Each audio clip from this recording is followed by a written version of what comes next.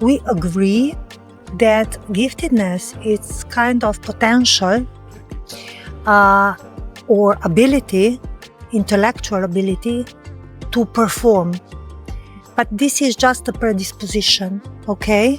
So we are all born with a potential, and some people are born with very high potential, outstanding potential, and this is called giftedness.